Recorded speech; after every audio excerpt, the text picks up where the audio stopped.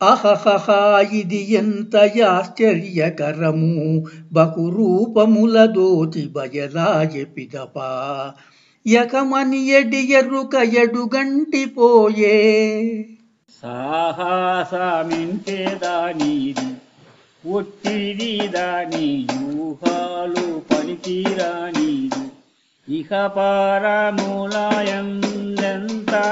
నరసి ఎట్టి మోహము జందనీకు మొదటికే నిల్వదెరుక సాహసమిచ్చేదానిది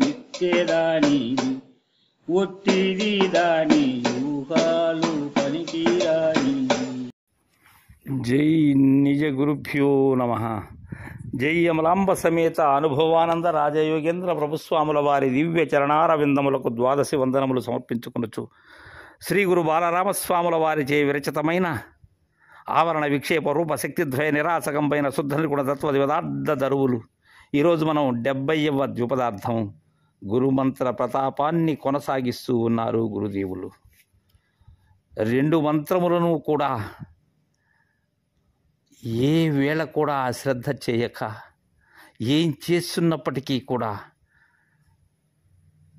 ఎలాంటి దృష్టిని వేరొక వైపు మరల్చక, చచ్చు వరకు నిదుర వచ్చు వరకు దీనినే పఠించాలి అని తెలియజేసిన పిమ్మట గురుదేవులు అంటూ ఉన్నారు,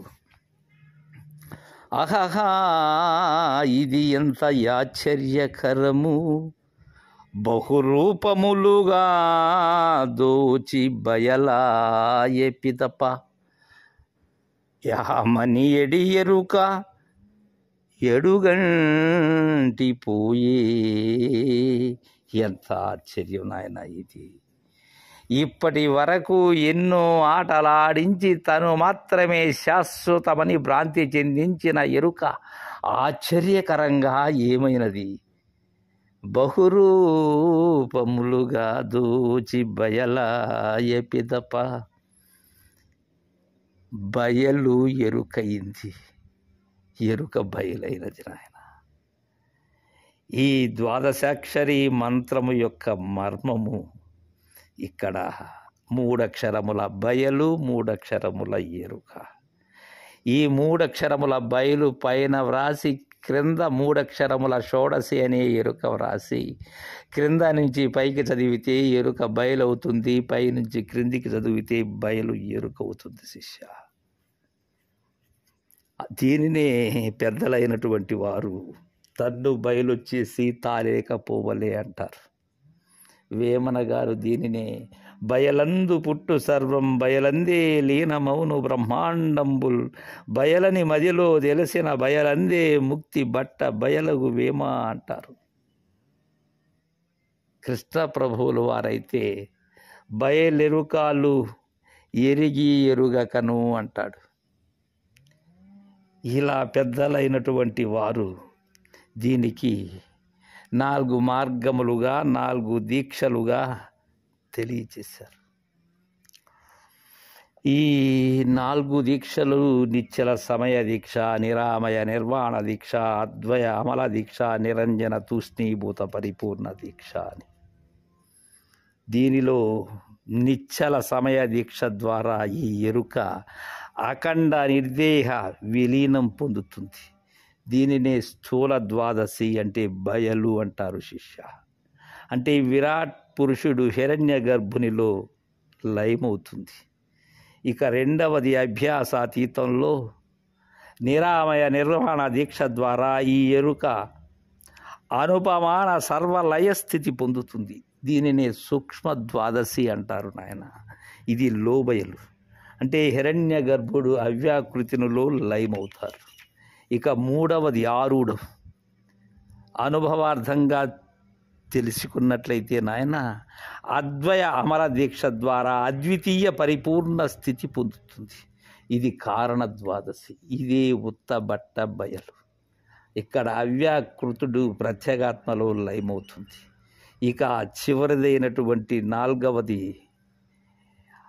ఆరుడాతీతంలో నిరంజన తూష్ణీభూత పరిపూర్ణ దీక్ష ద్వారా జ్ఞానరహిత తూష్ణీభూత పరిపూర్ణ స్థితిని పొందుతుంది. ఇది మహాకారణ ద్వాదశి. ఇదే బట్ట బయలు. ఎట్టంటే నాయన, ద్వాదశి మొదటిది. ఈ 4 మార్గాలలో అభ్యాసంలో బయలు పద్ధతి ఎలా అంటే నిశ్చల సమయ దీక్ష ద్వారా అఖండ నిర్దేహ లీనం పొందటం. ఎట్టంటే ఈ జ్ఞానేంద్రియ పంచకం, కర్మేంద్రియ పంచకం, మనస్సు, ఈ 11 ఇంద్రియాలు వీడి శుద్ధ బుద్ధి రూపుడై అంతర్ముఖుడై అచలములో లీనం చేయడం, ఎరిగిన అఖండ జ్ఞానానికి మూలం లేదని ఎరిగి ఉండుట అఖండ నిర్దేహ విలీనం. అంటే దృశ్యజాలమంతా కూడా ఏమైనది? బయలయి, తాను బయలయి. అందుకే బహురూపములుగా దోచె బయలాయపి తప్ప. అలా తాను బయలయి అంటే జగత్తు లేక ఉండటమే అఖండ నిర్దేహ విలీనం. ఇది మొదటి దీక్ష. ఇదే స్థూల ద్వాదశి యొక్క అనుభవం. శిష్య నీ మీద అతి కరుణతో చెప్తున్నాను నాయన. సూక్ష్మ ద్వాదశి అనుభవం ఎలా అంటే ఇది అభ్యాసాతీతం శిష్య. దీక్ష చెప్పాను కదా, నిరామయ నిర్వాణ దీక్ష అని. దాని ద్వారా అనుపమాన సర్వస్థితిని పొందటం. అది నిరుపమానమై ఉంటుంది. ఈ దృక్కు ఏదైతే ఉన్నదో దానికి మూలము లేదని ఎరిగి ఆ ఎరుక ఏమైనది అక్కడ బయలు రూపై తనను తానే చూసుకొనటం. ఇది అనుపమాన సర్వస్థితి. ఇది సూక్ష్మ ద్వాదశి. ఇక 3 ఆరుడంలో ఇక్కడ ఎలా అంటే అద్వయ అమల దీక్ష ద్వారా అంతర్బహిస్సులు లయించే చూస్తే బయలులో ఎరుక బయలై కనిపిస్తుంది శిష్య. ఇది కారణ ద్వాదశి నాయన. ఇది ఇక 4వది ఆరుడాతీతం. ఈ నిరంజన తూష్ణీభూత పరిపూర్ణ దీక్ష ద్వారా చూస్తే బయలలో బయలయ్యున్న ఎరుక బట్ట బయలవుతుంది శిష్య. అంటే ఎరుక లేకుండా పోతుంది నాయన. అప్పుడు ఈ ఎరుక రహితం అనేది జరుగుతుంది. ఇదే జన్మరహితమైనటువంటి మార్గం. ఆ పైన ఏమీ కానిది, ఏమీ లేనిది అని చెప్పడానికి ఎవ్వరూ లేరు శిష్య. ఈ రహస్యాన్ని నిజ గురుదరి చేరి గురు ముఖతః సూచన ద్వారా గ్రహించాలి. గ్రహించినటువంటి ఎరుక తనకు తానుగా లేకుండా పోతుంది. ఇక గురు శిష్యులు అనేది అక్కడ లేదు నాయన.